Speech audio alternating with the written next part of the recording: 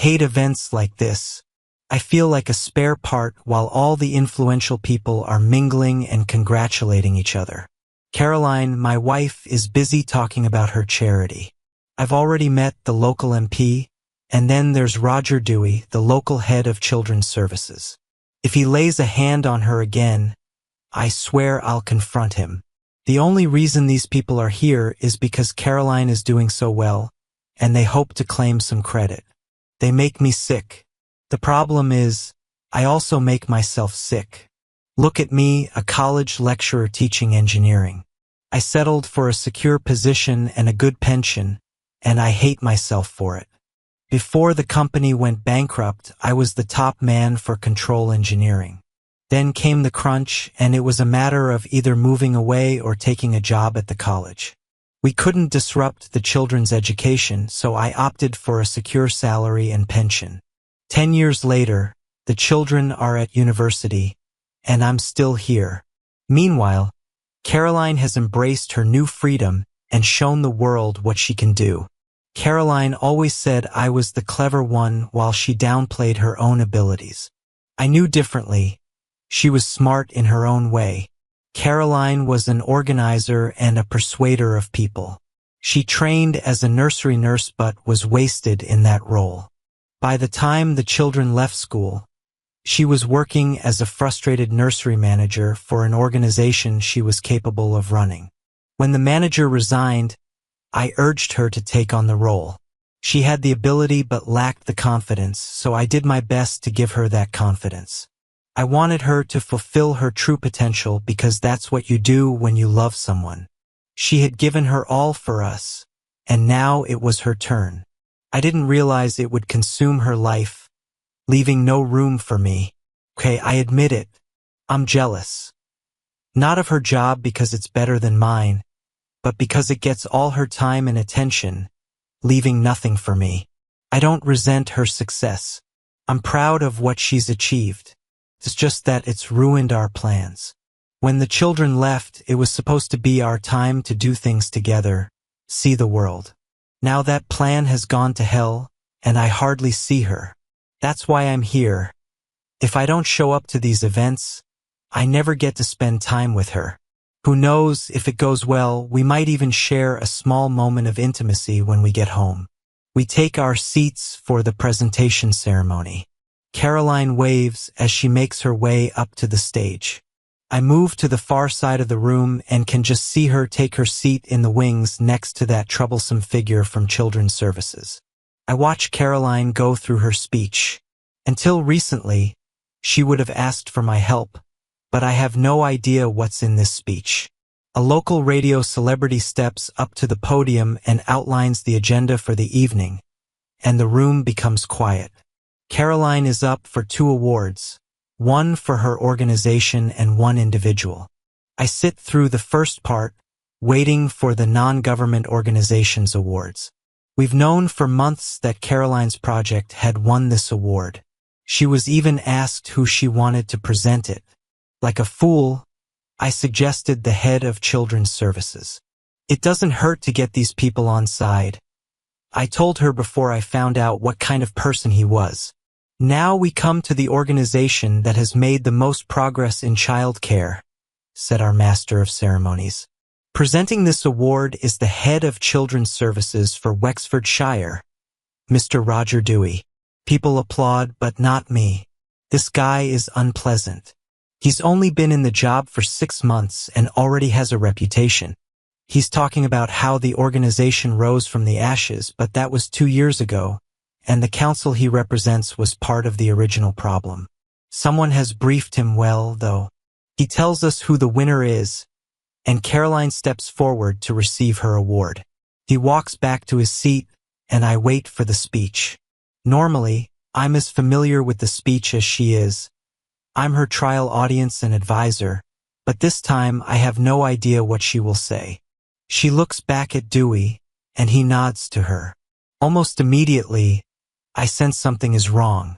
She's talking politics, discussing the problems caused by the government's funding cuts. I've always said that the people you criticize today might be in power tomorrow. I glance around the room and see uncomfortable faces. Now she's thanking people, the trustees, the nursery managers, the caseworkers. She looks back at him again and says, "Last but by no means least, I'd like to thank Mr. Roger Dewey. Without his help and support, we would never have made it this far." I asked myself what help and support he provided. This award was decided before he even took the job. Why is she thanking him without even a mention of me? I was the one who helped her handle a hostile committee that wanted to shut down the project. She sits down and he places his hand on her back. He moves his hand across her shoulders and then lower down her back. This isn't a congratulatory gesture from a colleague. It's more personal. Suddenly, everything is clear, the late-night meetings, the weekend conferences, and the fundraising trips to London, all explained in an instant. I get out of my seat. She's making no attempt to stop him until our eyes meet. I have no idea what expression I'm wearing, but it can't be pleasant. Her mouth falls open in shock, and she gasps before shaking herself and continuing to speak, while Dewey quickly withdraws his hand. I make my way to the aisle and walk out of the room. Once outside, I throw up in a litter bin near the door and lean against the wall, gasping in the cold night air. I consider my situation. Can't be true, not my Caroline, but deep down, I know it is. I've been teaching for 10 years, and I've learned something about body language. His hands were clearly indicating ownership. What do I do now? Do I go back in there and pretend nothing happened? Can I look at Caroline without seeing Dewey's inappropriate behavior? What about him? Can I resist confronting him as soon as he comes near me? Going back inside is not an option. I need to think, and I can't do it here. Where's my car? Finding my car keys, I press the unlock button, and the lights flash in response. Sitting in my car, I feel somewhat insulated from the problems outside. I start the engine and head home. I can think there. Caroline has another award to come, so she'll be busy here for at least another hour. I'm on the road before the arguments in my head start. "What are you doing?" asks a voice in my head. "You can't be sure there's anything going on. It's not like you caught them in the act." But I know what I saw. It was obvious. But there might be a reasonable explanation. Yes, he was too familiar with her, but is that enough? As I drive down the hill toward the bridge, I reach a crossroads. 2 cars are approaching. The first car slows to turn left, and the second car attempts to pass, but there isn't enough space. I react too slowly. The car tries to pull back in, but I hit its rear end, knocking me sideways. The impact triggers the airbags, and I can see nothing. There is another impact, and everything goes black. Blue lights are flashing outside. I reach for the door, and a sharp pain shoots through me. I can't move. Feels like I'm pinned to the seat. The door is pulled open, and a stocky man in green overalls stands before me. "Hello, mate. My name's George. I'm a paramedic. What should I call you?" "John." "Okay, John. Let's see what we've got here." He gets out a flashlight and looks around, then opens the rear door and checks inside. "John, mate, I'm not going to lie to you. We're in serious trouble here. There's a tube from the bridge that's come through the car, through you, and into the seat. I'm going to call the fire and rescue service to get you out." George leaves me, and I wonder how things could get any worse. In a few minutes, he returns and talks to me while we wait. More blue lights signal the arrival of the fire and rescue team. George goes to talk to them and then comes back to me. "Well, John, I hope you're not too attached to this car because they're going to have to cut you out of it. The car's a write-off, but we'll get you out." I nod, and George starts to move out of the way. "George, are my legs all right?" "Yeah, mate, they look fine. It's just that I can't feel anything down there." His cheerful expression fades, and I realize I'm in serious trouble. They cut the car apart.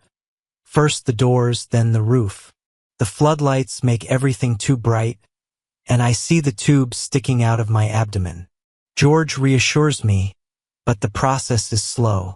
As they cut through the tube, I'm surrounded by people, and someone injects something into the back of my hand. Everything fades to black again. I wake in a brightly lit room. My throat is dry. Caroline is here, still wearing the dress from the presentation. She has her back to me, the same back Dewey was touching. I'm lying on my side, propped up by pillows. I search for water but can't find any. Water, I croak. She turns at the sound of my voice and rushes to the bed. Thank God you're all right. I've been so worried about you, she says, pressing the call button to summon the nurse. What happened? What were you doing? The nurse bustles into the room, and Caroline makes room for her. How are you, Mr. Fletcher? Thirsty, very thirsty. I can't give you any water yet. It might make you sick. Here, suck on this. It will help a bit. She places a small ice cube in my mouth. It's too cold but soothing. Try not to talk too much. I'll tell the doctor you're awake, and he'll be in to talk to you soon. Caroline returns, her eyes red and tears running down her cheeks. She takes my hand and squeezes it. When the presentation was over, I looked for you but couldn't find you anywhere. When I saw the car was missing, I had to get a taxi home. You mean Dewey didn't give you a lift? I start to ask but struggle to speak with the ice cube in my mouth. I pull it out for a moment. Why are you here, Caroline? What do you mean, why am I here? The hospital called and told me my husband was seriously injured. I came straight here. What else was I supposed to do? I find it difficult to be cruel to her despite my inner turmoil. Go home, Caroline. Get some sleep, you look like you need it. I certainly do. Anyway, you heard the nurse. I mustn't talk much. I'll wait and talk to the doctor. I'm not a child. The doctor can say all he needs to say to me. If you really want to do something for me, you can call Bob at the college and let him know what happened. I won't be working for a while. What's wrong, John? Why are you acting like this? I don't know. Maybe it has something to do with being injured. Maybe you're right. I should go home and come back later when you're feeling better. She gets up, picks up her coat, and bends to kiss my cheek. I'll be back later, she says. As she puts her coat on, she reaches the door and turns back. I love you, she says, and a tear runs down her cheek. The doctor, a cheerful sort, arrives and arranges for me to have something to drink while he views my scans on his tablet. You're a lucky man, Mr. Fletcher. The tube missed all the vital organs. How do you feel? Like a survivor of the Zulu Wars. I'm expecting Michael Caine to come in any minute with a progress report. What? Oh yes, the film. I caught it on Netflix a while back. Good to see you've kept your sense of humor. As I said, you've been very lucky. Just 2 broken ribs that we've wired back in place. No lasting damage, then? Why don't my legs work? His expression changes. His smile fades and he looks concerned. He uncovers my legs and goes through a routine of tests. He pulls a pin from the collar of his scrubs. Yell when you feel something, he says. I don't see what he's doing, but I can guess. Pull your toes down for me. I tell my toes to move, but nothing happens. Now up, he says. I send the command again, but my toes remain still. He covers my legs again and makes notes on his tablet. Okay, it looks like we've got some nerve damage. I don't want you to panic. It's probably temporary. When the ribs broke, they also displaced your spine a bit. We know none of the nerves were severed, but they might be deadened, or there could be some swelling putting pressure on the nerves. We'll wait a few days and do more tests. Not so lucky after all, document. You're still alive, Mr. Fletcher. Given the circumstances, I'd say that's lucky. He leaves and I fall asleep. The nurses come in to make their observations and I go back to sleep. It's evening now. The nurses moved me into a sitting position and administer more pain relief. At 6:30 p.m., Caroline walks into my room. She looks less tired, but her eyes are still red. She smiles as she walks over to the bed and kisses me on the lips. "You're looking better. What did the doctor say?" "He said I'm a lucky man. A week ago I would have agreed with him." "You were lucky. We both are. You survived and we still have each other." "Do we, Caroline? Do we still have each other? This is the first time in months that I've seen you before 9 p.m. She looks down at the floor. I wait for her to come clean, but she doesn't. Instead, she offers a small smile. "You're right. I've been neglecting us, but that's all going to change. This time I got my priorities straight. I'm going to delegate more.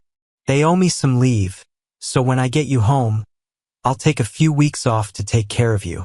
"I'm not coming home." "Don't be silly. Of course you're coming home. Who will take care of you? You're not just going to get up and walk out of here." For a second, I wonder if she knows about my legs, but then I realize that even the nurses won't be informed until there is a diagnosis. No, she expects me to be discharged in the next 10 days. My ribs won't let me do much, and I doubt I'll be out of here for a few weeks. But when they discharge me, I won't be coming home. You see, I know what's been going on between you and Dewey. Her face begins to redden, and she looks away briefly before meeting my gaze again. "There's nothing going on between us." "Who told you such a thing?" "He did. Dewey said it just before I left.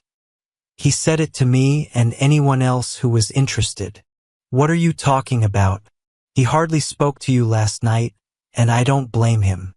I thought you were being quite rude." "Not as rude as I would have been if I'd known at that point. I only knew of his reputation." "Oh no, it was when you were on stage. He didn't need words to make his point. You know what happened.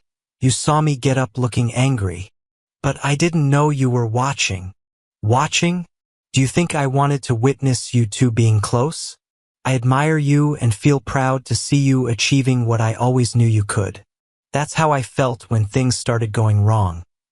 When Dewey had his hands all over your back, and you did nothing to stop him. I watch her undo her top button and try to cool off by fanning the front of her blouse. "Why do they make these places so hot?" she says rhetorically, without expecting an answer. "All right." He gave me a little pat on the back, but that's surely not worth splitting up over. It was more than that. I know you, Caroline. For you, caressing and rubbing your back can be more than just friendly gestures. The disturbing thing is that he knew enough to do the same thing I would. Tears start to form in her eyes. It gives me no pleasure to see her like this. She dabs at her eyes with a tissue and tries to steady her breathing. She wants to say something, so I wait. "I was going to tell you last night when we got home, but after finding out what happened, I decided to wait until you were more able to handle it. I'm so sorry, John. I didn't mean for it to happen, really, I didn't. I was under pressure, and I buckled." "Are you saying he pressured you?" "Well, yes. No, sort of. First, yes, but does it matter? It's over. I told him last night never to touch me again. It was a brief and unpleasant encounter. I made the biggest mistake of my life. Now I'm pleading with you, John. Please let me try to repair the damage. We can get past this. I know we can. I wish I had your confidence, Caroline, but the fact is I don't. I lost my self-respect a long time ago. Finding out I've lost your respect has affected me deeply. You're not the only one who made sacrifices for our family. I sacrificed a good career because we couldn't disrupt the children's education by moving to another part of the country. When they left for university, you started your career again, and we stayed because I wanted you to see how good you are. I can make logical decisions and help with plans, but I could never handle people the way you do. You are so good at managing things. I had to give you the chance to spread your wings and fly. Now you have that confidence and you can do it on your own. Where does that leave me? For 10 years, I've been teaching kids who aren't interested in subjects far below the level I used to work at. It drove me crazy. As the years went by and the job became more quantifiable and political, I hated it more. The only reason I stuck it out was because it was for us. Now I find there is no us. What am I going to do? Nobody who heard me speak last night would think I've lost respect for you. You mean the speech where you said you owe everything to Dewey? No, I mean the second one, where I told everyone how I owe everything to my wonderful, supportive, unselfish husband. People were calling for you to stand up, but you weren't there. I had to tell them you were very shy. If you want to move away to find a better job, we can do that. I'll give up my job and look for something else wherever we end up. Please, John, let me try to make it right. And how will quitting your job make anything right? It will just be another thing for me to feel guilty about. It's all right. I'm not blaming you. I'm not the man you married. The man you married would never settle for security. He would have found a way around the problem, even if it meant setting up his own consultancy. He wouldn't have ended up like me. I don't blame you. I don't respect myself either. But I do love you and respect you. All the things you see as negatives, I see as positives. Yes, you've changed, but you had a family to support. I wanted you to take the job at the college. I wanted a regular income and to be sure we could pay the mortgage at the end of the month. I'm sorry. I never realized how much you hated the job. If you want to quit, that's fine by me. I can support us. Please, John, can't we leave all of this until I've got you back home? Give us some time. It will all seem clearer then. She doesn't see that she is just digging herself deeper into a hole. There is an uneasy silence as Caroline continues to dab at her eyes with a tissue. I break the silence. I have to get back my self-respect and be the man I know I can be, just like you. I need to do that. I can't kid myself anymore. What I thought I had, the reason I used to accept the situation, is gone. We can do that together. I can help you like you helped me. I really will be the best wife I can be. You've already been a wonderful wife for more than 20 years. A better wife than I had a right to ask for. But that's over. You can't be part of the solution because you're part of the problem. Now comes what I expect to be the final salvo. What am I going to tell the children? Whatever you like. Tell them we grew apart or that I couldn't live with your work commitments. You could even tell them the truth. I'll go along with whatever you say, as long as you don't make me the bad guy. That's it. It's over. There are no more arguments to bring up. But what about Roger? Does he get off scot-free? He's ruined our lives and walks away without a scratch. It takes two to tango, Caroline. I know that, but it was him who did all the chasing. I deserve what's happening, but you've done nothing to deserve this. You're sitting there acting calm, but I know this is breaking your heart. I hate myself for what I've done, but he doesn't care. So she's spoken to him today. Well, what did she expect? That he'd be grief-stricken. I bet he tried to talk her into letting him come around tonight. That would explain why she's so disgusted. I don't know why I'm so calm. Maybe it's all the opiates they're giving me. You shouldn't worry about Dewey, he'll face consequences. By the end of tomorrow, the inquiry will have started, and there will be several women ready to come forward with their allegations. The college crush is one of them. I tried to tell you about her 2 weeks ago, but you were too tired. She's sobbing her heart out, and all I can do is sit and watch. I'm torn between wanting to comfort her and thinking she deserves it. Dewey asked her out to dinner to discuss her funding needs. He got annoyed when she wanted to bring her husband. She realizes what a fool she's been and what a worthless person Dewey is. She gets up and runs out of the room with tears streaming down her face. I sit and wait. I know she will come back. It isn't over until she has one more try, or so she thinks. She returns. The tear streaks are washed away, as is all her makeup. Her eyes are still red, and she looks ready to cry again at any moment. So, are you going to report him? You know that it will reflect on me. You'll be all right. Your committee won't want to lose you. I should know I found half of them for you. They know a good thing when they see it. The worst you'll get is a written warning. Dewey is a different matter. Seducing women whose organizations are dependent on him for funding. I think the council will take a very dim view of that. He probably did it all on expenses. When I give them the dates of the weekend conferences and the fundraising trips to London, I'm sure they'll look into it. If I'm right, that's fraud. He might go to jail. I hope you were worth it. She sits beside the bed, unable to control her crying. You could try to dig him out by denying everything. She's holding one hand out towards me, shaking her head as she continues to cry. I'm calm, unaffected by her outpouring of grief. She's grieving for what she must know has just ended. I wait for her to stop crying, and eventually she does. She dries her eyes and tries to compose herself. So what happens now? If you're not coming home, where will you go? I'll stay here until I can cope on my own. Then I'll find somewhere to live. I'll let you know where to find me. If you decide to sell the house, you can send me my half. No, I mean us. What happens to us?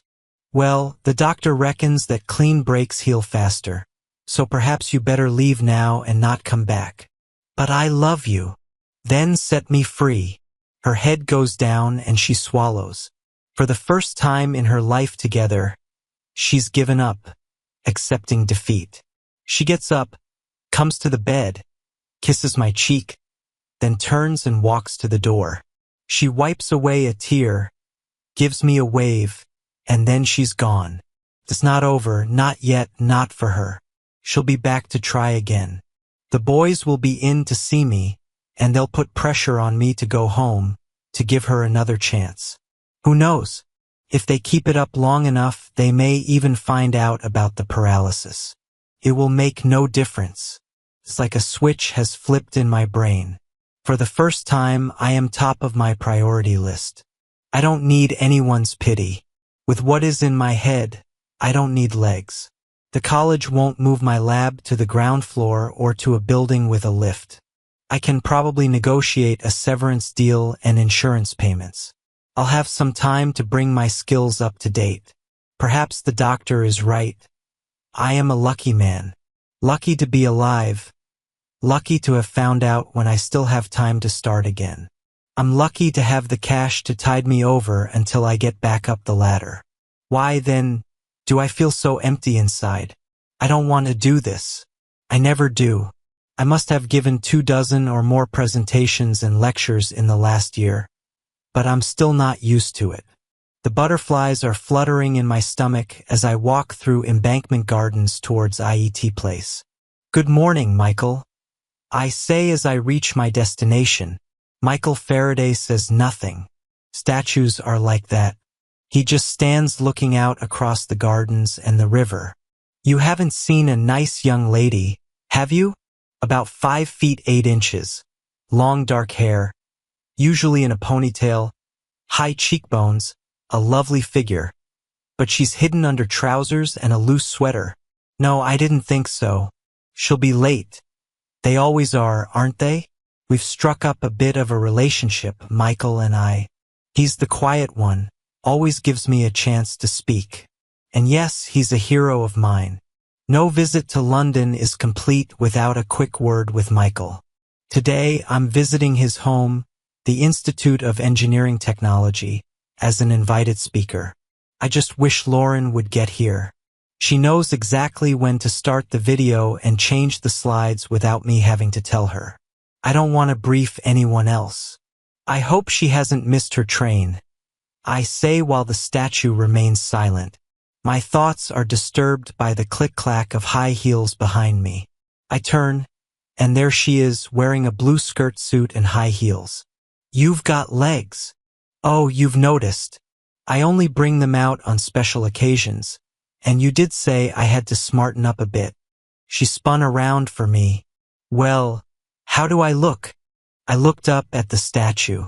Well, Michael, what do you think? I paused before turning back to her. Michael thinks you look absolutely gorgeous. And what about you? You'll do. Come on, we need to make sure everything is set up right, and I'll introduce you to a few people. She loops her arm through mine, and we turn towards the main entrance. I reach up to rub the statue's foot. Wish me luck, I say to Michael as we head towards the steps. Good luck. I stop and turn around. There is no one behind me. Everyone is going about their business. Now what? Asks Lauren. Did you hear that? Someone said, good luck. Now I'm getting worried. Talking to statues is one thing, but when they answer back, that's something else. All I heard was the traffic. I'd better not tell them that one back at the lab. They'll think you've really lost it. We walk up the steps, and I hold the door for her as she slips her arm through mine. I am conscious of the admiring glances. I know what they're thinking when they look at me. Lucky guy. How did he manage to attract her? He's either very wealthy or has some other impressive quality. Back in the day, I would have had similar thoughts. They're wrong, of course. We work together. We're friends, but we don't have a personal relationship. 32, she's a little over half my age. She's a great person, and one day she'll make someone very happy, but not me. She'll want children, but I've been there and done that. Maybe it's selfish, but at 50 years old, I have no desire to go through it again. Oh yes, I've got children, 2 boys, Ross and Jamie. Don't blame me, my wife chose the names. I've got one of those as well, a wife, though none of us see much of each other now. It's been 5 years since we split. The boys share their visiting time between us. Ross got married 2 years ago. That was the last time I saw her. We didn't get a chance to talk. What's this, a reception committee? There are 3 of them standing between us and the lecture theater. I recognize the one in the middle, Thomas Horn, president of the institute. As he offers me his hand, I am aware of the cameras flashing. That's something else I've had to get used to over the last year. They're not paparazzi. These folks normally come from in-house magazines. They're not intrusive, but sometimes you just wish they weren't there. Mr. Fletcher, welcome to the Institute. I don't like to disillusion him, but I've been a member for 25 years, and I've been here several times before. No reception committee in those days. It's wonderful how much difference an appearance on TV makes. He introduces his 2 associates, then tells them about me. Mr. Fletcher is the man who made the bionic arm shown on Techno's spot last week. No, Mr. Horn, Mumford Labs made the arm. I can assure you it was a team effort. Yes, of course, but you are the leader of that team. Yes, I am, but each of us plays our own part. Dr. Stockbridge here is our mechanical wizard. She is equally deserving of any credit. Their faces take on a shocked expression as Lauren offers her hand. Then, after more handshaking and exchanging of pleasantries, we pass into the lecture theater. You did that on purpose. You love to embarrass the old guard, don't you? They deserved it. They should know better. Attitudes like theirs stop women from coming into engineering. Well, since we are such a good team, perhaps you can get us both a cup of coffee while I check out the facilities. I've got to admit, working with Lauren has its advantages. Watching her climb up onto the stage revealed one of them. Her skirt hitched up slightly, and as she bent forward, it pulled tight across her figure. I sighed. Some lucky person will get to be close to her. I go off in search of coffee. A look back at Lauren reminds me of what's missing in my life. I miss the company at home. If Lauren thinks talking to statues is strange, what would she make of talking to toasters and kettles? I miss the feel of a companion in my bed at night, reaching out in the morning. And I miss the good morning kisses. Oh yes, the intimacy is nice, but I can get that elsewhere. My God. The last time I was in Boston, Siobhan nearly overwhelmed me. What that girl didn't know about physical closeness wasn't worth knowing. People told me Americans were enthusiastic about English accents, but Siobhan even wanted me to speak while I was with her. The issue was that we couldn't be together without intense passion, and that's not what I miss. I returned to the lecture theater with 2 coffees as delegates start arriving.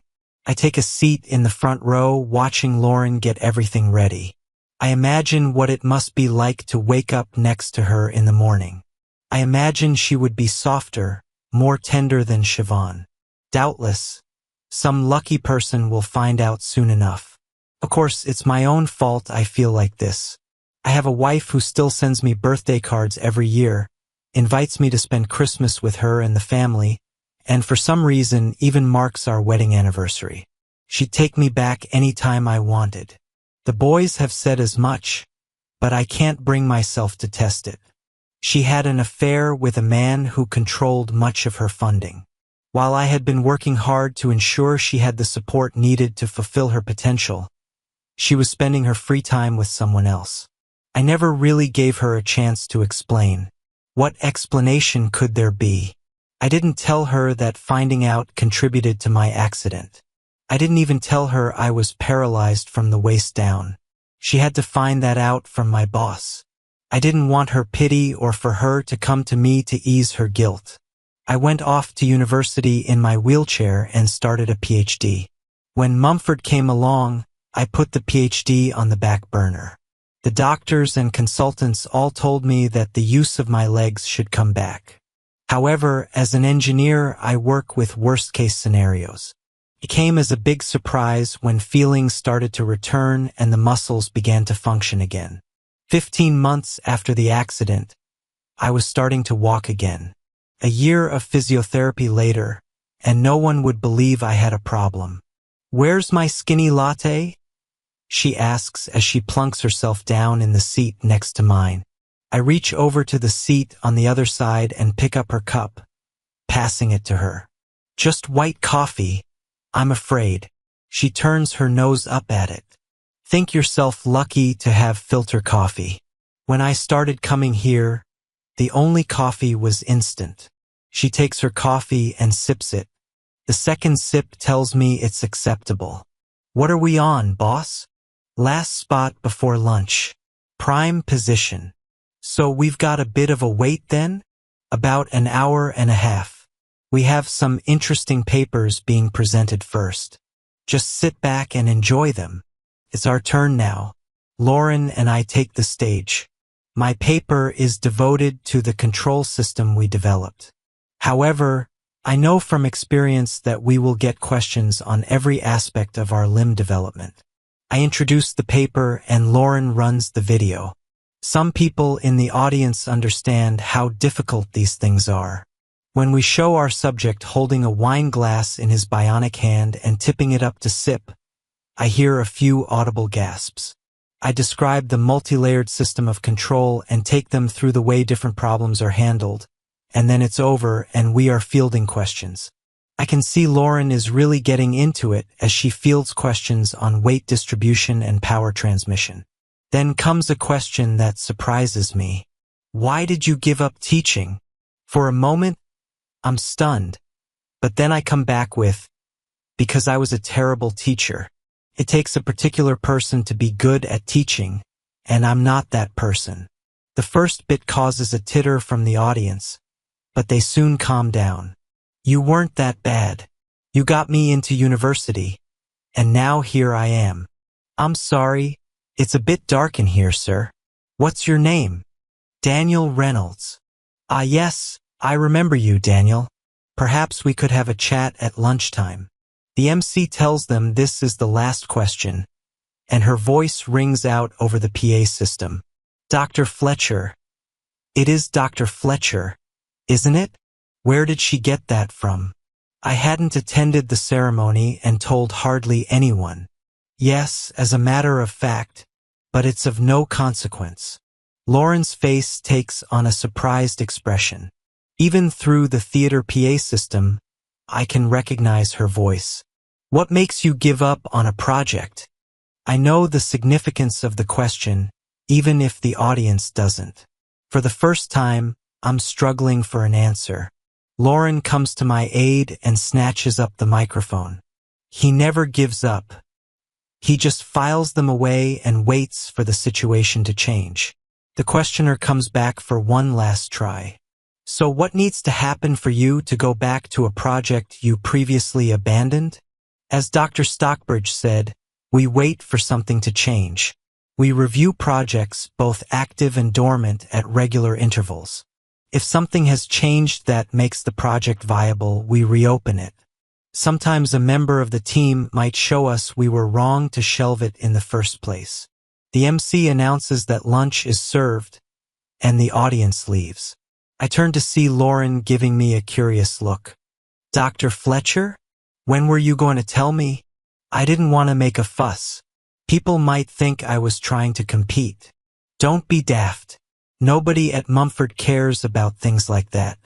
I'm glad you finished it, but I'm curious as to why. I hate loose ends, and the people in America thought it would give the lectures a higher status.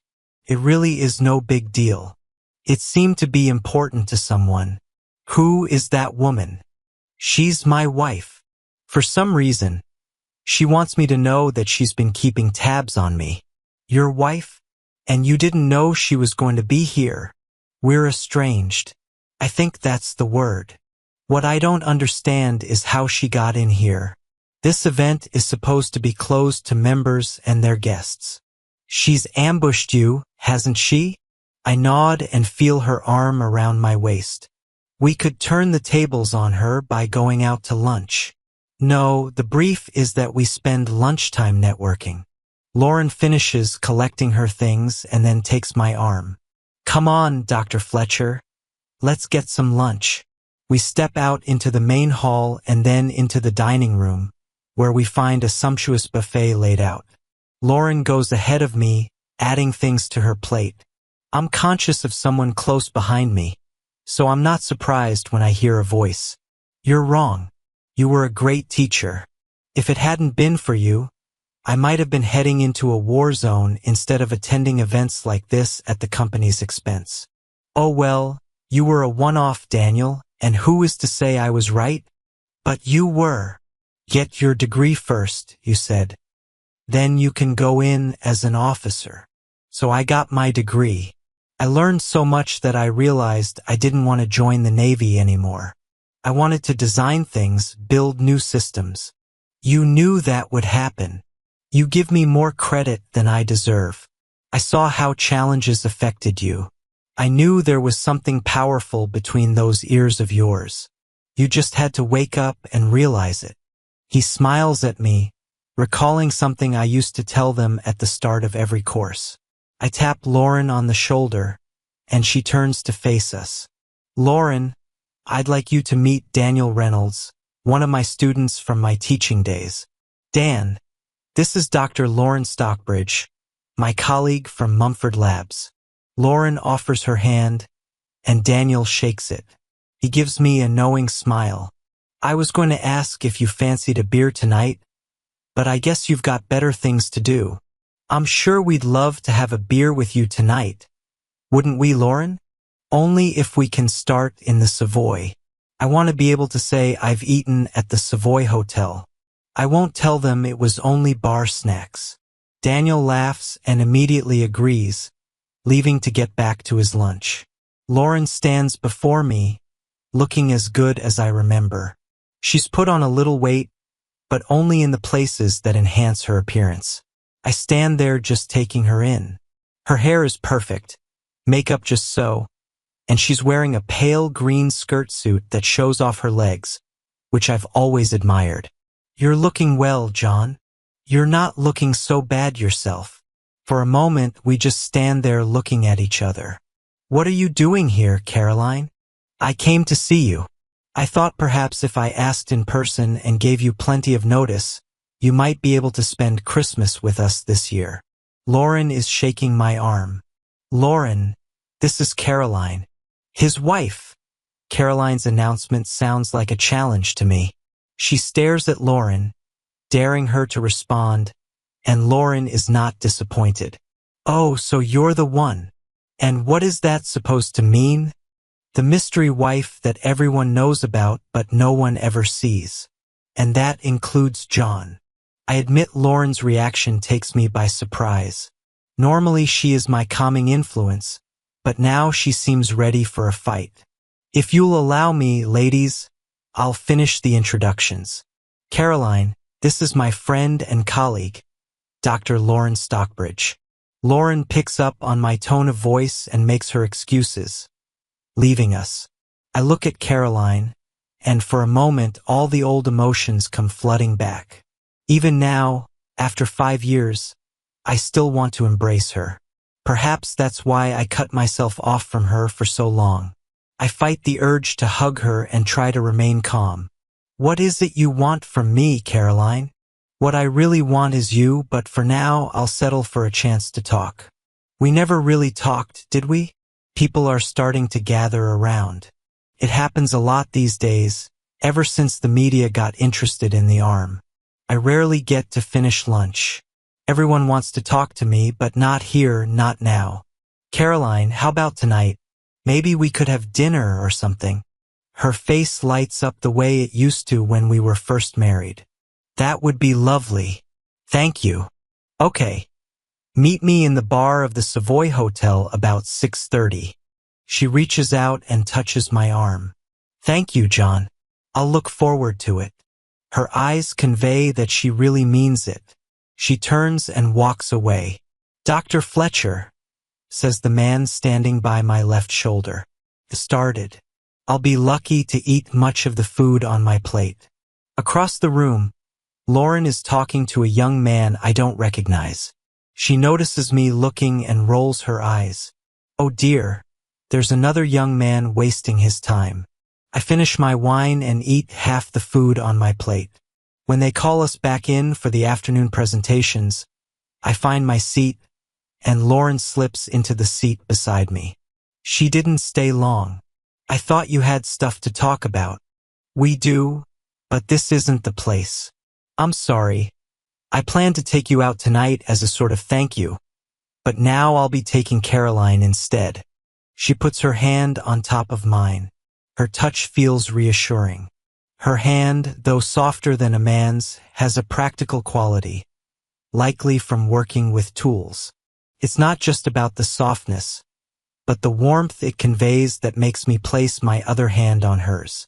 I can't deny I'm a bit disappointed. I had hoped we could spend more time together. I don't get to London much, and you need to get out more. When it comes down to it, she's your wife, and like it or not, you must feel something for her or you'd be divorced by now.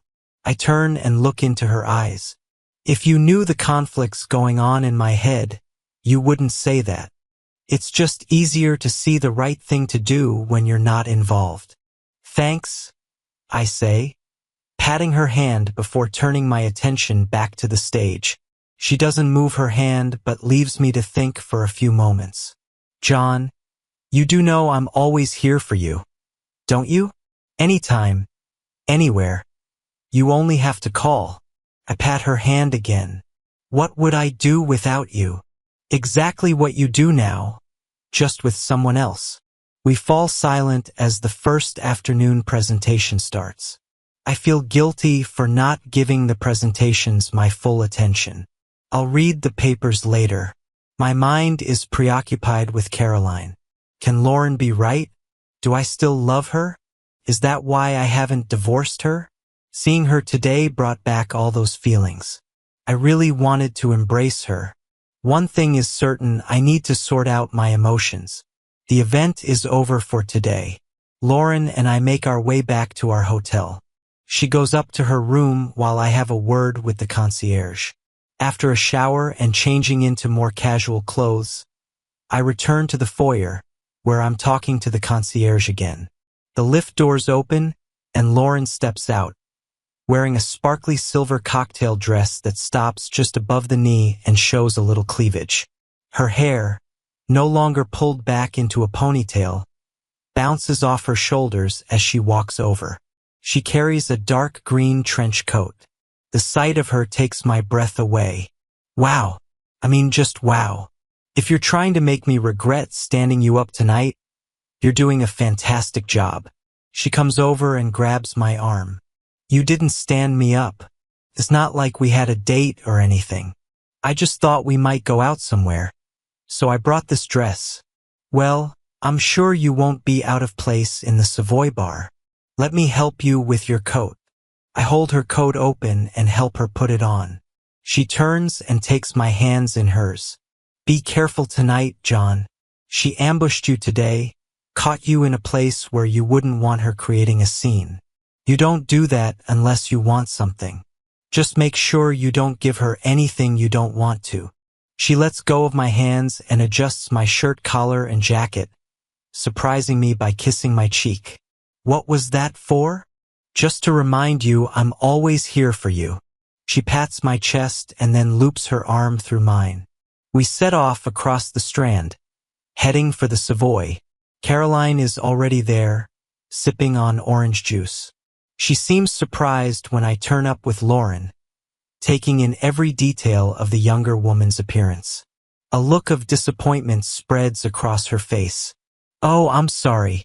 I didn't realize we were going out as a group. Don't worry, Caroline. I think he has a plan, but he hasn't told me what it is. All will be clear once Daniel arrives. When Daniel arrives, wearing jeans and a puffer jacket, he looks a bit embarrassed. I was expecting to go down the pub, just the two of us. Now I feel a bit out of place. I order a beer for him and outline my plan. Dan, I'm hoping you'll do me a favor. Lauren has always wanted to see The Lion King, and I had planned to take her. However, something else has come up, and I've had to change my plan. So I wondered if you'd be kind enough to escort her to the theater. Well, yeah, I suppose, but what about Lauren? Lauren giggles as Daniel starts to blush but soon regains his composure. He looks across to Lauren, who is sitting on a bar stool with her legs crossed. I'm sorry. I'd love to. I was just a bit surprised. That's all. I catch Lauren's eye. Are you okay with this? I whisper to her. She nods back and whispers. He's quite sweet. I hope Daniel hasn't heard that. No man wants to be thought of as sweet. I hand a company credit card to Lauren. Get yourself something to eat. Your tickets are at the box office. Just give them my name. As they leave, Caroline nudges me. You have her well trained. Her disappointment hardly showed. I don't know what you mean. She wanted to see The Lion King. Now she gets to go with someone her own age. Caroline shakes her head. So what are we going to do? We'll finish our drinks. Then we're off to St. Martin's Theater to see The Mousetrap. Okay, that sounds nice. I take it you'd rather see The Lion King. Well, yes, but The Mousetrap is fine. Good, because that's what was available at short notice. The concierge gave me a list, and I chose The Mousetrap. It's all right, John. I'm sure The Mousetrap will be fine. Good. Now, before we go, I have a question that's been bugging me all day. How did you get into the seminar? It's supposed to be members only. I came as Daniel's guest. You and Daniel? Surely you're not. Good God, no. He came to the house looking for you. We got chatting, and he said you would be presenting a paper, so I asked him to get me in. Oh, John, I'm so glad I came. I saw you up on the stage with everyone hanging on your every word. I was so proud. I wanted to jump up and tell everyone, that's my husband. Then it hit me. I don't really have the right to say that anymore. I went from elation to misery in an instant. Well, I am still your husband, unless you've divorced me without me knowing.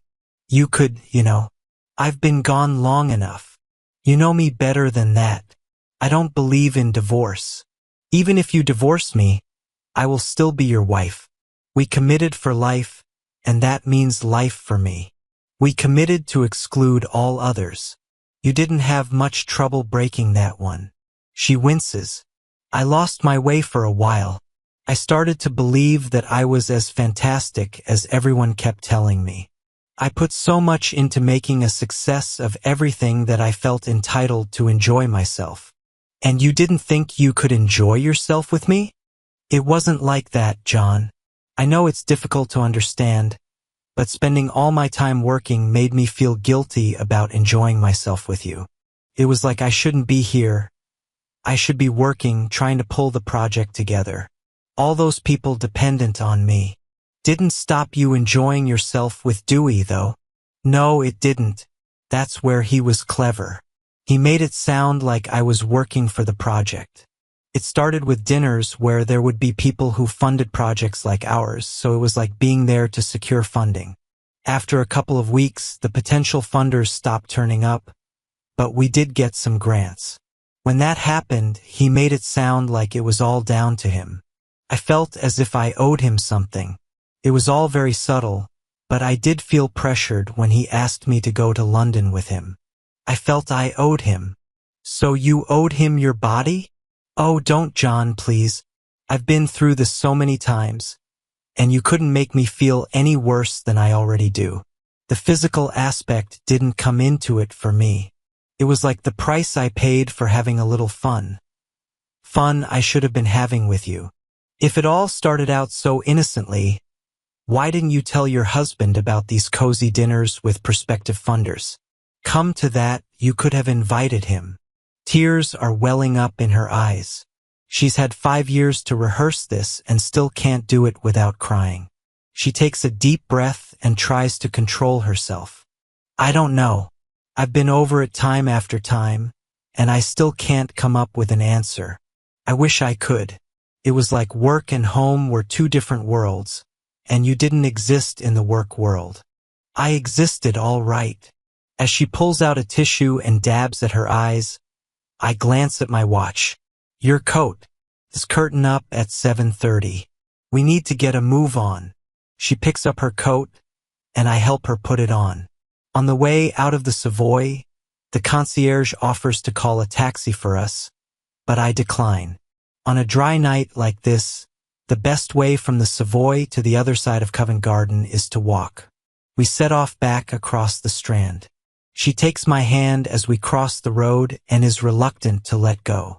Realizing she won't keep up with my normal pace in her high heels, I slow down to a leisurely stroll. I was worried you'd never be able to do this. Walking, I mean, you and me both. I should have believed the doctors. Why did you hide that from me? I was devastated when I found out you were in a wheelchair. It really hurt to know you would rather depend on strangers than me. I didn't want you fussing around me out of guilt or pity. If you'd known, it would have taken a police presence to keep me away from you. It wouldn't have been guilt or pity. Well, perhaps partly out of guilt, but mainly out of love. Is it so hard to believe that I love you? At the time, Caroline, yes, it was. You destroyed me that night. When the paramedic told me what they were going to do to get me out of that car, I told him not to bother. She gasps and stops walking, turning me around to look at her. She looks deep into my eyes. Oh my God. You really mean it, don't you? You really wanted to die. At the time, it seemed to solve all the problems. I wouldn't have had to deal with the situation, and you'd be free to be with Dewey. I've told you before, it was never him I wanted. Do you think I'd be here now if I wanted someone else? She throws her arms around me and holds me tight, her head resting on my chest. The noise of the traffic drowns out what she was saying. I think she may be crying. She releases me and steps back. I can see the black lines where her mascara has run down her cheeks. She reaches into her bag for a tissue and dabs at her eyes. I take the tissue from her and gently wipe the black marks from her cheeks. I think we better stop talking about this for now. Maybe after the theater. I smile at her and she tries to smile back. We walk on into and across Covent Garden. She points out a large, grandiose building lit up against the night sky. What is that place? The Royal Opera House, I say. What? I'm surprised Dewey didn't take you there. It's very impressive. If you think the outside is impressive, you should see the inside. I attended a function there a few months back. I thought they should be represented, and it fell to me. She cuddles up to my arm as if I've impressed her somehow. We walk to the theater, and I collect our tickets with 10 minutes to spare before curtain up. I must find the ladies' room. I need to do some running repairs, she says. She leaves me in the foyer, and I kill time looking around, waiting for her return. She always likes souvenirs from trips to the theater, so I buy her a program. When she comes back, it's 2 minutes to curtain up. She sees the program and her face lights up. She kisses me on the cheek, and we hurry into the theater. People grumble about having to get up for us to get by as we reach our seats. The house lights go down and we sit. I put my hand up on the armrest. She covers my hand with hers and gives it a squeeze as the stage lights come up. I look at her. It feels like I've gone back 10 years, before Dewey and before her job took her away from me. We are a happy married couple enjoying a night at the theater. I get that warm feeling in my chest just looking at her, and I realize it doesn't hurt anymore. I remember her putting her job before us, her affair with Dewey, even the night when I finally knew what was going on. Yes, I remember it all, but it no longer hurts more than the pull that went through my guts. I can talk about it without wanting to throw up or burst into tears. What I feel when I look at her now is affection. She catches me looking at her and manages a small smile before I turn my attention to the play. By the time the house lights go up for the interval, we are both engrossed. I offer to fight my way to the bar for her. No, thank you, John. I'd rather sit and talk, if that's all right with you. Fine. What do you want to talk about? Let's start by talking about you. How have you been? Oh, up and down. I was down when I thought I'd never get out of the wheelchair, but the university was good to me. Because of my industrial and teaching experience, they gave me work supervising labs and classes. Then there was my research. That's how I came into contact with Mumford. They told me I could work for them and work on the PhD part-time. I'd only been with them for 6 months when the feeling in my legs returned. They must think a lot of you if you can do all of this on expenses. Daniel and Lauren's meal and our hotel rooms. I'm paying for everything else. I'm not on a lecturer's salary now. Is there really that much money in prosthetics? The arm and the walking exoskeleton are mainly for headline grabbing. It gets Mumford noticed, and the research is all funded by the type of people who invite you to the Royal Opera House. They'll make money on them, but their main business is in control systems. I've got a great contract that allows me to go on lecture tours and pocket most of the fees. The arm has generated more demand there as well. I spent 6 weeks in America this year. What about your personal life? Are you happy? Is there someone in your life who makes you happy? I might have known that question was coming. What do I tell her? That I'm as happy as a pig? Or do I tell her the truth? That I spend all my time working to avoid spending time in my empty house? I decide on a compromise. Yes, I suppose I'm happy, though I don't have time for a personal life. No, there's nobody special in my life at the moment. A few women pass through, but none I've wanted to start a relationship with. Not even Dr. Stockbridge? Good God, no. Whatever gave you that idea? You seem so close, and although she hides it well, she was disappointed when you told her of the arrangements tonight. We are friends and colleagues. I'm old enough to be her father. She'll be much happier with Daniel tonight. I'd better change the subject, or I'll end up telling her I get more attention now than I did 5 years ago. What about you, Caroline? Government inspector now, I am told. How do you enjoy that? I don't. I'm being asked to check that kindergartens and nursery classes are doing things I don't believe to be right. Then, in the reports, I'm supposed to defend the inspector's viewpoint. How do you defend the indefensible? So why take the job? Well, you were right. The committee just gave me a rap on the knuckles, but things were never the same. There was no publicity when Roger was fired, but word got around. People who used to be friends stopped calling. Then I heard a rumor that I'd abandoned you because you were crippled. I just wanted to get away, to work with people who didn't know me. The inspector's job was offered, and I took it. Now I know how you felt, doing a job you hated. I hope you're not blaming me for spreading the rumors. I didn't tell a soul. She takes my hand in both of hers and kisses the back of my fingers. The thought never crossed my mind. It's not your style. Lurking in the shadows, whispering in receptive ears. If you wanted to say something, you would make sure I knew it was you. Oh no, it was probably a secretary in the town hall. That's how these things usually start. And anyway, that's all over now. So what are you going to do now? That's part of what I wanted to talk to you about. I've been offered a new job, Deputy Head of Children's Services. You don't need my approval, Caroline. Take the job. It will give you a chance to really make a difference, and there are few things worse than doing a job you hate. Well, I do sort of need your approval. You see, the job is in Cambridge. We'd almost be neighbors. I won't take it if you find it embarrassing. Take the job, Caroline. Apart from work, I don't spend much time in Cambridge. Her voice drops to a whisper, as if she's frightened to voice what she has to say. I rather hope that if I took the job, you might spend more time in Cambridge. Yes, I see it for the plea that it is. I'd expected it to come much earlier and be far more blunt.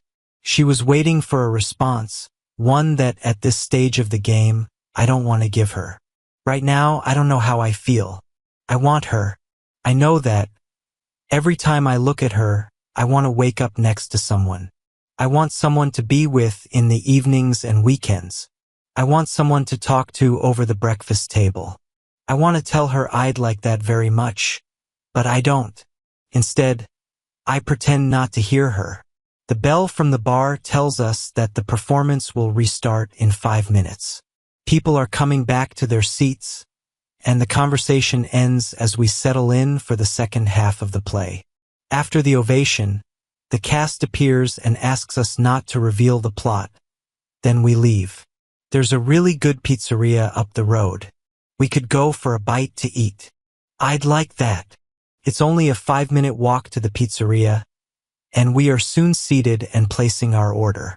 Caroline is fascinated by the chef spinning the pizza dough above his head. You certainly seem to know your way around the West End. I'm impressed. I've been here quite a lot over the last 3 years, and I've never had a problem remembering the geography. Our wine arrives and I'm offered a taste. The waiter pours a glass for each of us. Caroline picks up her glass and offers a toast. To better times. I'll drink to that, I say, and we touch glasses. So, Caroline, you've asked me about my private life.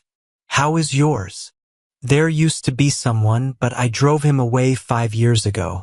Since that day, I've been waiting for him to come back. I've had periods of doubt and despair, times when I thought it was never going to happen. During those times, I have allowed myself to be entertained by members of the opposite sex. There was never anyone special, certainly no one I would consider a serious relationship. Our food arrives and it surprises her. You can get pizza all over the world, and for many people, pizza is pizza, but there is a big gap between the best and the average.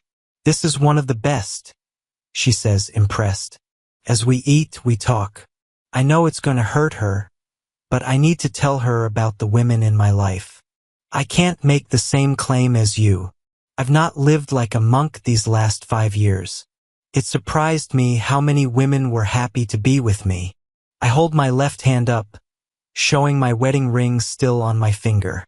For some women, this doesn't mean a lot. It was thoughtless, really. I hadn't meant it as a jab at her, but I can see that it hurts just the same. We finish our meal and they bring the coffee, a good Italian blend. This normally means the end of the evening, and I start my end-of-date speech. Well, Caroline, it has been a surprisingly pleasant evening, but she reaches out and covers my hand with hers. Come back to my hotel with me. I want to show you something. I couldn't resist a little snigger before replying. Do you really think that is a good idea? Haven't I seen all you have to offer? I'm being serious. I brought something with me and I'd really like you to see it. Please, John, come back with me. You don't have to stay. I just want to show it to you. We hail a cab and ride back to her hotel, a Hotel Ibis, a little Spartan but perfectly comfortable. In her hotel room, I sit on the bed while she rummages around in her suitcase. She passes me a book and comes to sit beside me, her skirt riding up slightly, showing off her legs. I smile as I note she's wearing stockings. I open the book and find a surprise on the first page. It's a picture of me in my wheelchair, being pushed across the university campus by an attractive young woman. That's the university campus. Who took this? I did. When Bob told me they'd let you go because it was too expensive to make your lab wheelchair friendly, I was shocked. As soon as I got your address, I drove up to talk to you. I was going to beg you to let me back into your life. I hoped that once you realized you needed someone, you might let me back in. When I got there, I found you already had all the support you needed. Was she one of your little admirers? No, I was still too angry for anything like that. I'm ashamed to say I was pretty unpleasant to most of the girls at that point. She looks happy. I look at the picture again. Yes, that's Amy. She was one of the more persistent ones. She wanted to repair the damage others had done to me. I treated her badly, took all the help she offered but gave her nothing in return. What puzzles me now is, if you traveled all the way up to visit me, why did you leave without doing so? Look at her. She's young and beautiful. How could I compete with her? Look at the pair of you. You were both so happy. My nerves failed me, and I could see you didn't need me. I cried most of the way home. I turned the page, and there are 2 pages of a paper I had written. It ended up being part of my thesis but was published separately. There's a photo of me in the chair wearing a robe and gown. Where is that? In the cathedral. You were there for a graduation ceremony, right? The administrators had pressured me into attending. They thought it showed them in a good light to have disabled members of staff. You were there. No, I bought a CD of the ceremony, and Ross pulled that picture from it. Following that, I found pictures on Mumford's website. As I flick through her album, I see it holds details of everything I've achieved in the last 5 years. The final page shows a picture of me with Joe Brinsley, the presenter of Techno Spot. Is she as pretty in real life, without all the makeup? I would say prettier. She has a nice natural beauty, and she's good company. You went out with her? Yes, we had dinner together after the recording. I found her very friendly and good fun, though not my type. She nudges me playfully. Yeah, you wish. I have to know. She's happily married to Hugh Griffiths. I don't think you stand much chance against an international rugby player. As I said before, for some women, a wedding ring doesn't mean a lot. Oh my God! You didn't. No, I didn't. I can't do that to someone else just because someone did it to me. I don't care if she claims to have an open marriage. Her eyes show that she's been hurt by what I said. I feel guilty. I hadn't thought about it before. I put my arm around her shoulders and hug her. What made you do all this? I asked, looking down at the book. In a strange way, it made me feel closer to you. It was like I was sharing some of those things with you. If you were so desperate to be with me, what took you so long? I tried at the wedding 2 years ago, but you ran away as soon as the speeches were over. You couldn't get away quick enough. I had a plane to catch. I know that's what you said, but I'm sure you could have arranged things for your son's wedding. I did, but my flight got canceled. The only thing available was Saturday evening. So you weren't trying to avoid me? No. I'll be honest. I wasn't looking forward to seeing you, but I wasn't trying to hide. I had an information exchange meeting at 9 a.m. with our partner in Boston. She gets off the bed and kisses my cheek while I sit looking at the book. I've got to go to the bathroom. She disappears into the bathroom. I'm completely taken aback by the amount of stuff she has in her album. How did she get all this? Has she been stalking me? I call out a question to her, but she doesn't answer. I realize that she probably can't hear me. The bathroom door opens and I turn around. Her appearance takes me completely by surprise. With one hand on the door frame and the other on her hip, she stands there framed in the doorway. She's wearing a red teddy. Well, how do I look? Breathtaking. She starts to walk towards me, swinging her hips as she moves. Not in the same league as Dr. Stockbridge, I would know. I've never seen her in anything less than what you saw tonight. Caroline stands in front of me as I sit on the bed. She's still a good-looking woman. It is all I can do to stop myself from reaching out to her. She drops down to her knees and takes my hands in hers.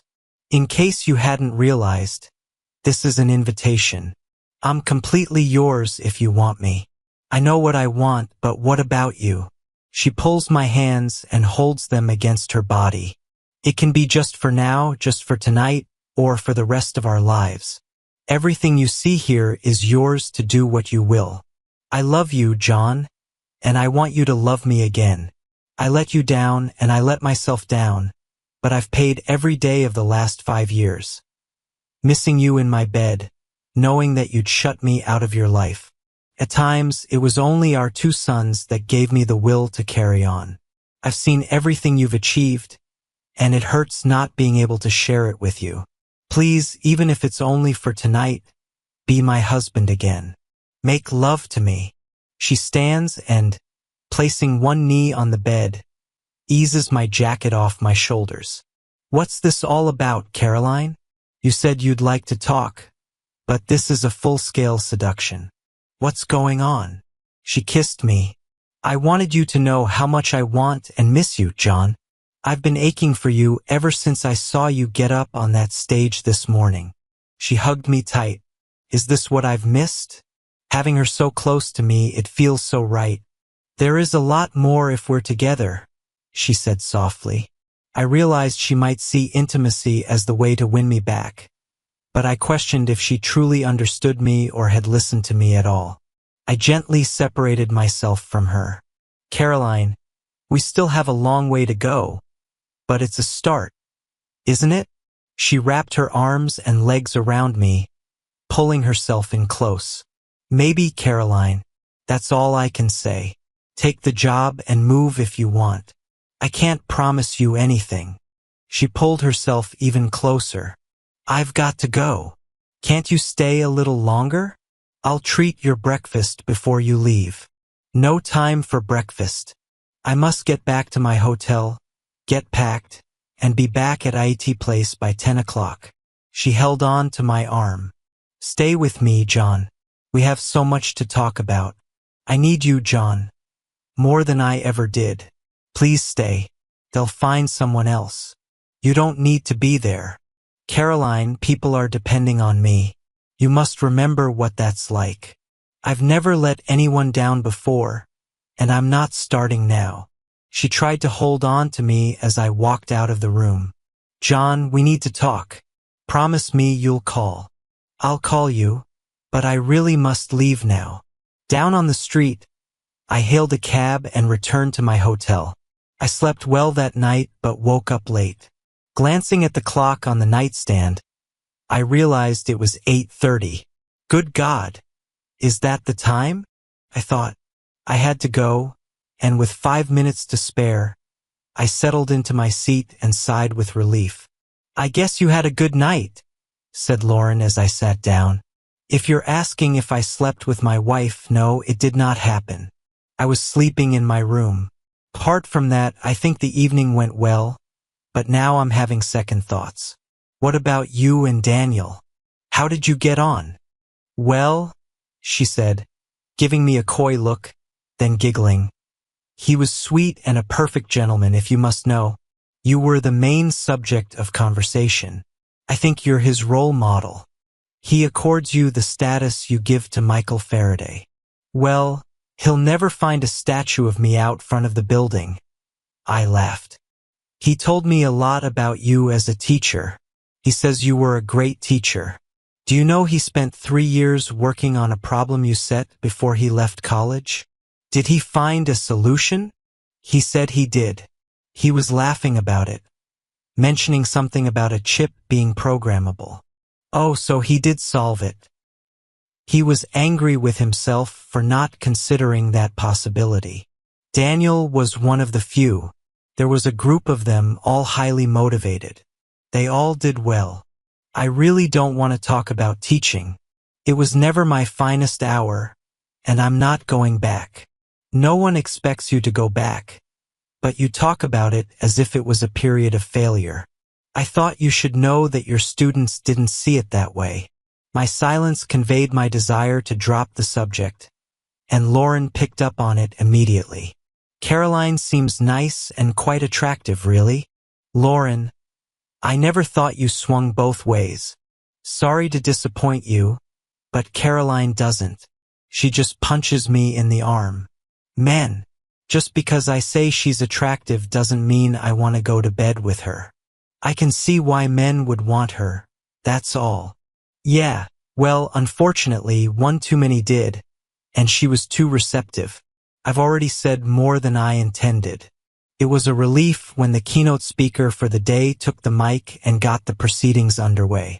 We watched another 2 presentations before I was called to sit on the expert panel for the question and answer session.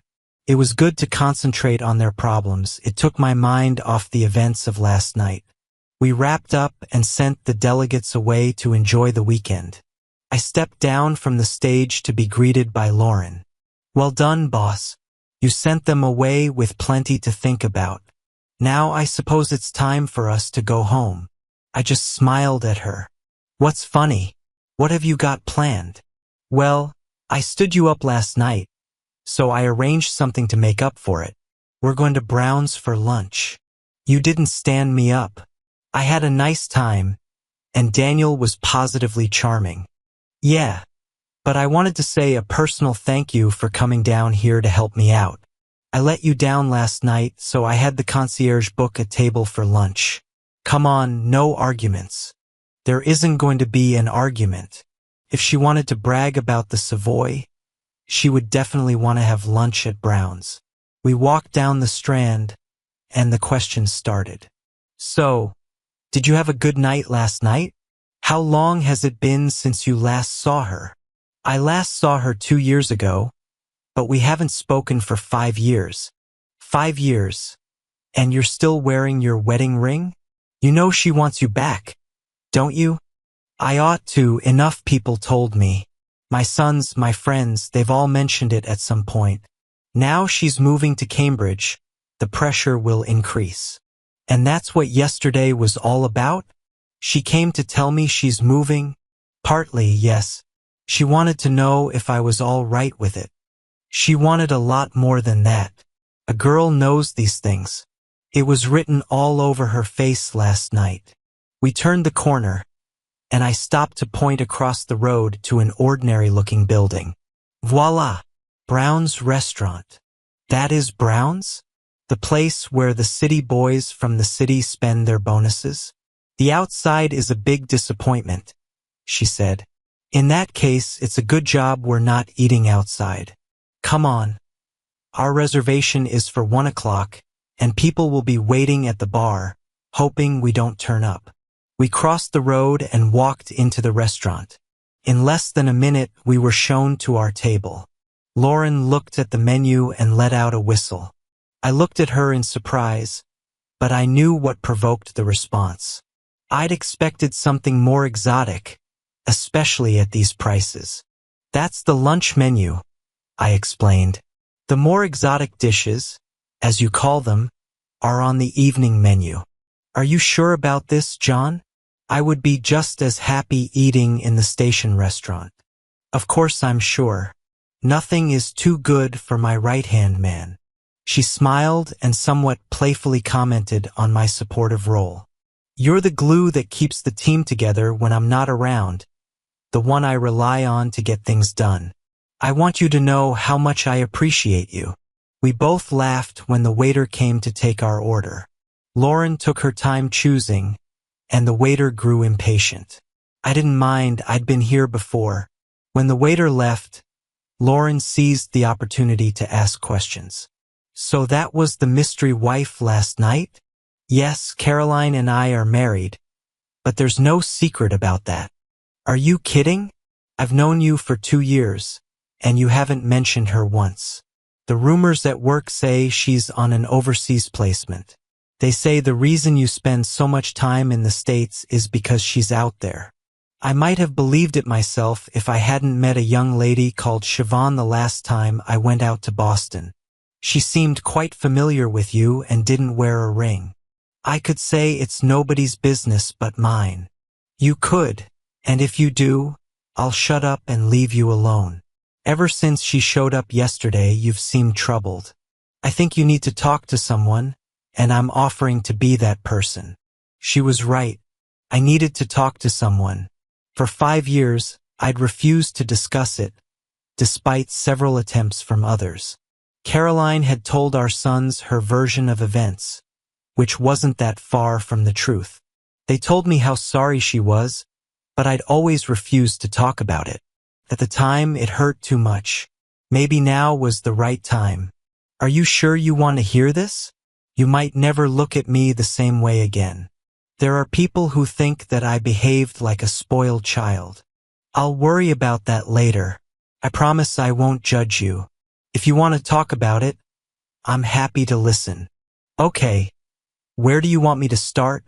The beginning is a good place. Where is the beginning? I asked myself. I started by telling her about taking the teaching job to avoid moving the boys out of school.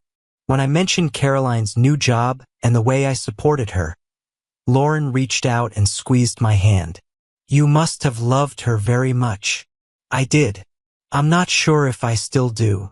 I told her about the fateful night when I saw Caroline and Dewey acting affectionately. Then I described the accident that left me in a wheelchair for 18 months. Do you blame her for the accident? No, I blame the driver who pulled out without looking and myself. I shouldn't have been driving in that state. I would have braked quicker if I had been more focused. Our food arrived, and the conversation tapered off. Lauren was impressed by the food. It wasn't gourmet, just good, and she loved it. After finishing our main course, the waiter cleared our plates, and we waited for dessert. Lauren started the questions again. So how long has it been since you spoke to her? It's been a full 5 years since we talked. Not since I was in the hospital. Some of my friends said it was childish. I didn't tell her about the paralysis. I just told her to stay away. If she'd known, her guilt might have pushed her into my life, and I could have stayed for all the wrong reasons. So you hid it from her and went away? Pretty much. I needed to get away and live for myself for a change. I tried the other thing and it didn't work too well. What about now? You didn't seem that unhappy to see her yesterday, and you never came for breakfast this morning. For the first time, I noticed a look of sadness in her eyes as she talked about the previous night. You don't expect me to comment on that? A gentleman never does. She blushed, realizing she might have pried a bit too much. Our desserts arrived, and we ate them in relative silence. Lauren's embarrassment seemed to keep her quiet. As we drank our coffee, she reached across the table and took my hand. I'm sorry. I didn't mean to pry. I'm only interested because I care about you. Oh dear. I seem to be digging myself further into a hole. Don't worry. I'm still trying to sort it out in my head. It was all right for her. She had plenty of time to plan. She knew how it would go and what she was going to say. I had to do it all on the fly. I called for the bill, settled up, and we left the restaurant to head toward the hotel. Have we got time to say goodbye to Michael? I asked, laughing. He's gotten to you, hasn't he? Quite right, too, he was quite a man.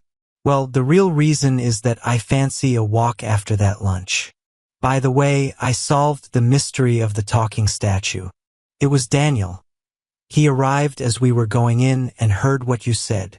We walked towards the impressive frontage of Charing Cross Station, then down to the embankment, turning into Embankment Gardens. She took my hand as we walked past the cafe. If we'd eaten there, perhaps I wouldn't need to walk it off. Are you saying you didn't enjoy it? I asked. Don't be silly, of course I enjoyed it. But you didn't need to spend so much. We continued walking, enjoying the sunshine, until we came up to the statue. She skipped ahead and looked up at the statue of my hero. Well, Michael, what do you say? Did our boy do well? She paused as if waiting for an answer. Yes, I thought so too, she said, turning back to me. Michael says you did very well. He's proud of you. I couldn't help laughing as she spoke to the statue. Do you think he might help with your other problems? I doubt it. Women did as they were told in his day, didn't they, Michael? Is that what you'd like? An obedient servant? Certainly not. No one was prouder than me when Caroline showed the world what she could do. It would have been nice if she'd recognized what I gave up for her. The smile disappeared from her face. She grabbed my arm and buried her head in it. Sorry, boss. I got carried away. I didn't mean to bring up old wounds. Don't worry. I'm over it now, I said, looking up at the statue. You see what it's like now, Michael? You should be glad you never had to deal with modern women. She playfully punched me on the arm and grinned. Well, that's it, Michael. Maybe we'll meet again next year. Lauren was still smiling, and it gave me a warm glow inside. She really is the complete package. Beauty, brains, and charm. She makes me wish I were 10 years younger. Come on, I said. Let's get back to the hotel, pick up our bags, and get a cab to the station. We caught the last train before the weekend rush and found seats with a table between us. I was feeling the effects of my lack of sleep, and Lauren got out her iPad. I'm checking my emails first, then I'll look up Michael Faraday. I ought to know more about him, she said. I smiled at her. You'll find there's a lot to learn. He was a remarkable man. As I settled into my seat, I tried to stifle a yawn and found it difficult to keep my eyes open. Sleep was beckoning, and I was unable to resist. I walked along the carpeted corridor of an upmarket block of flats. Young Daniel has done well for himself, I thought as I rang the doorbell. I waited, but no one came, so I rang again. Just as I was about to leave, I heard movement on the other side of the door. Daniel opened the door, wearing a bathrobe, his hair still wet. I was in the area and thought I'd drop by, I said. I wanted to make up for that night we didn't get in London. Oh yeah, look, I'm fresh out of the shower. Why don't I get dressed and meet you in the pub across the road in about 10 minutes?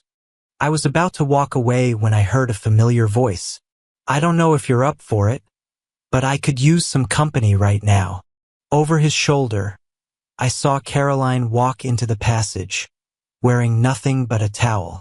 Sorry, he said, stepping back to let me pass.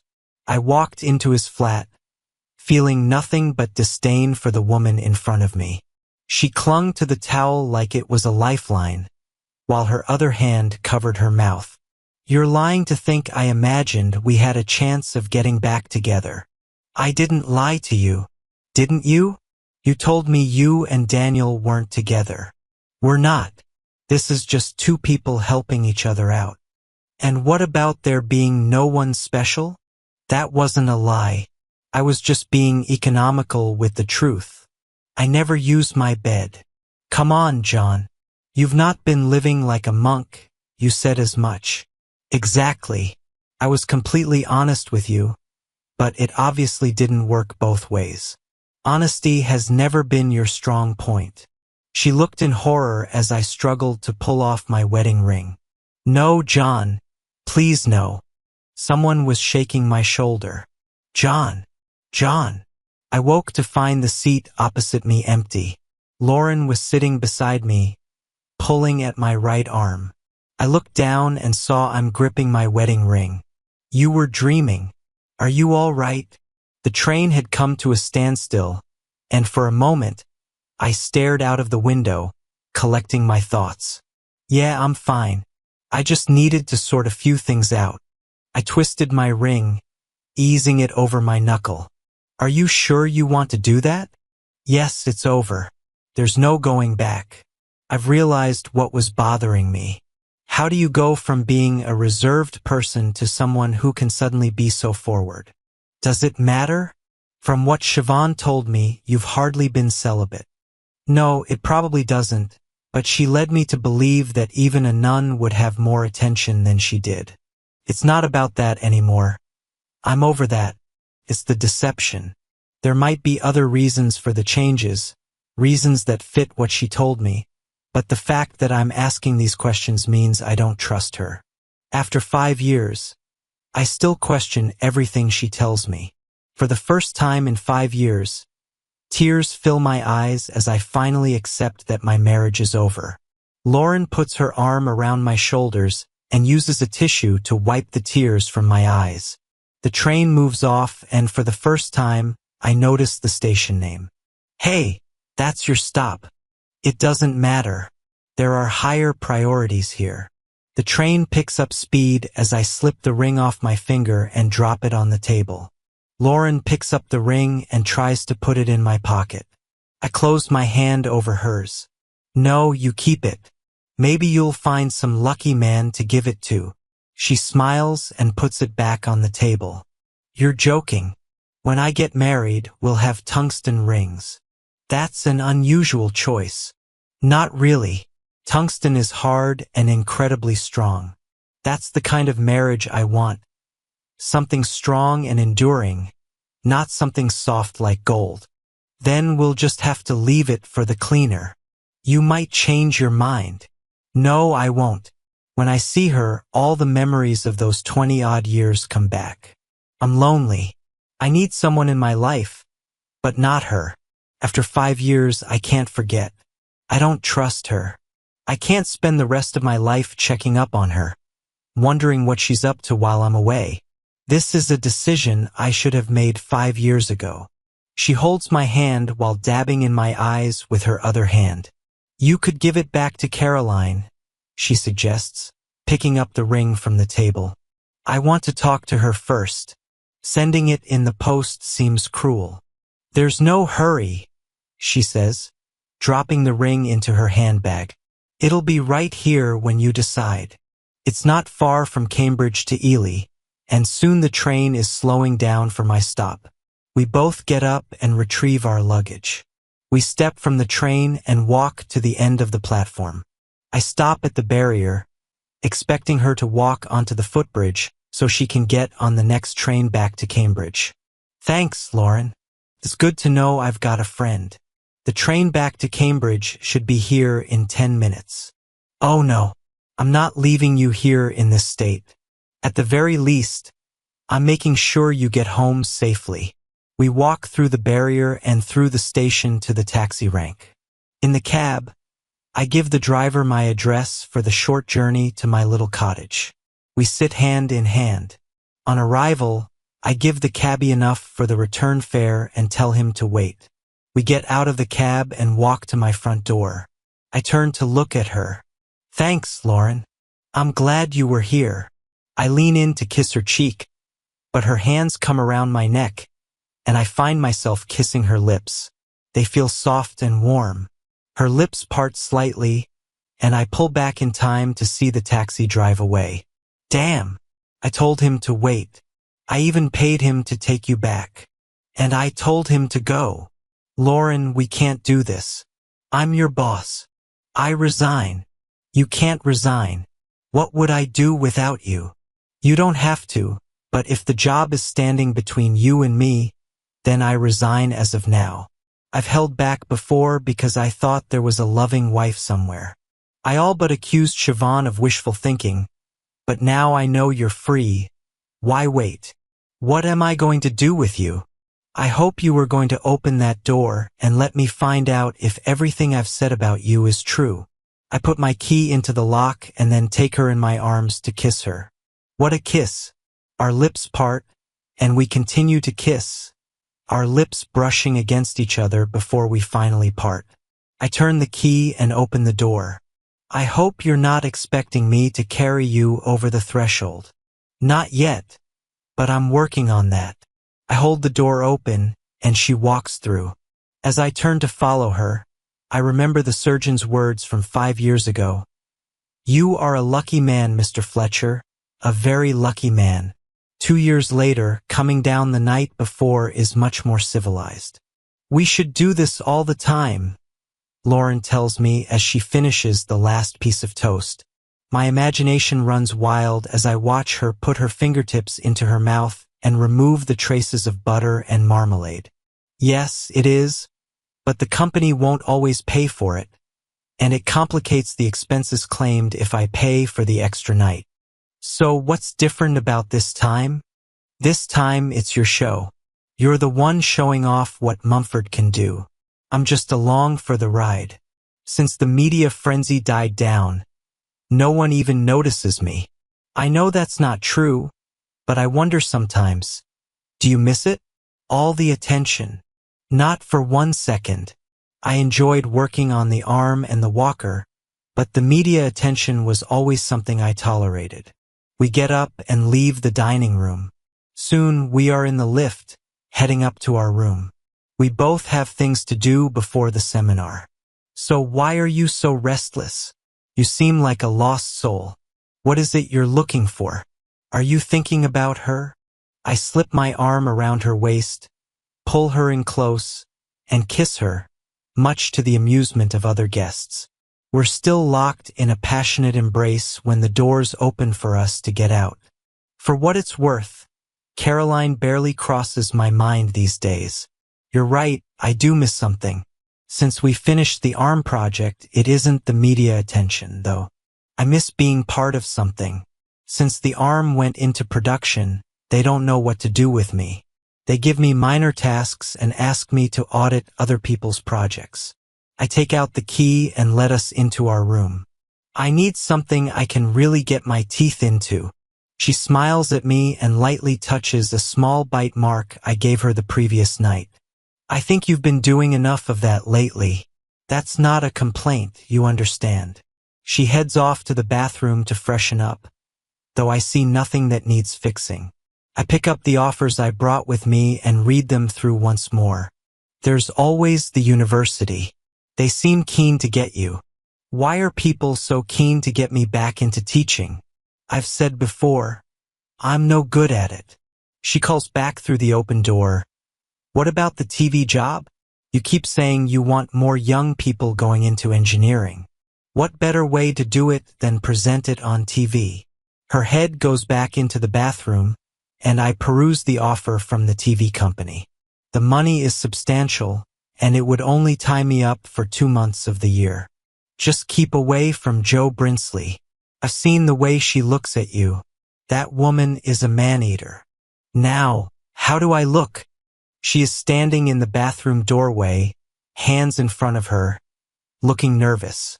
Absolutely ravishing. She laughs. You mean ravishable. I know what I mean. Now come over here and let me get started. Down, boy. We don't have time for that. Come on, we need to get over to AITA place. She takes my hand, and we head down to the street. Once we leave the roar of the traffic on the Strand, she puts her arm around my waist and pulls me close to her. What's wrong? Stage fright?